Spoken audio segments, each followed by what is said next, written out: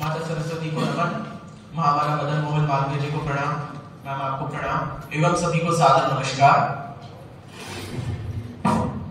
आज जो कि मेरी प्रस्तुति है वो है पुनर्जन्म, बंधन और मोक्ष।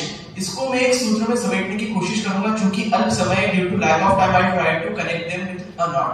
तो सबसे पहले हम समझे कि पुनर्जन्म का आखिर सिद्धांत है क्या।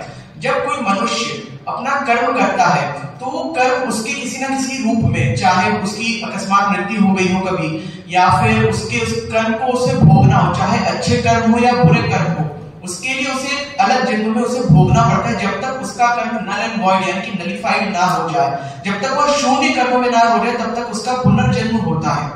और जिस क्षण मनुष्य को यह ज्ञान हो जाता है कि वह उस परमात्मा का ही एक अंश है, वही ब्रह्म सब में विदित है और वो उस परमात्मा में ही उसको मिलना है जाकर के, तब वह मोक्ष का एक साधक हो जाता है, मोक्ष के पथ पे चलने के लिए वह तैयार हो जाता है। लेकिन जब हम पुनर्जन्म और मोक्ष की बात करते हैं तो उसके बीच में एक हर्डल, एक ऑब्स्टेकल, एक कठिनाई आती है, वो होती है बॉन्डेज, बंधन। बंधन वह चीज है जिससे मनुष्य किसी भी चीज से कनेक्ट हो जाता है, जुड़ जाता है। यानी कि हम कहें आसक्ति, किसी के प्रति आसक्ति ही बंधन का कारण है।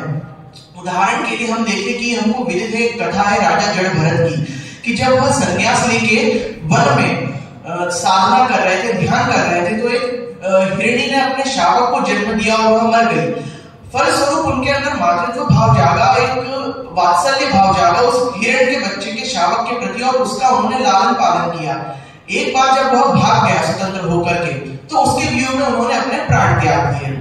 अब इस कारण से चूंकि वह कहा गया है कि यथावृत्ति तथा सृष्टि तथा प्रवृत्ति, जैसा आप सोचेंगे वैसी आपकी अगली सृष्टि होगी, वैसी आपकी प्रकृति बनेगी। तो अगले जन्म में वह पुनः हिरण का रूप धारण करते हैं, लेकिन उनके जो कर्म रहते हैं वो काफी पुण्य रहते हैं, जिस कारण उन्हें यहाँ विदित होता है कि नहीं, मुझे परमात्मा से जुड़ना है, मुझे उस ज्ञान को प्राप्त करना है जिससे मैं उसमें विलीन हो जाऊं, यही मेरा उद्देश्य है। जिसके पश्चात अगले जन्म में वह जड़ भरत के रूप में जन्म लेते हैं और निष्काम भाव से अपना कर्म करते हैं और राजा को वह आत्म और अनात्म का ज्ञान देते हैं।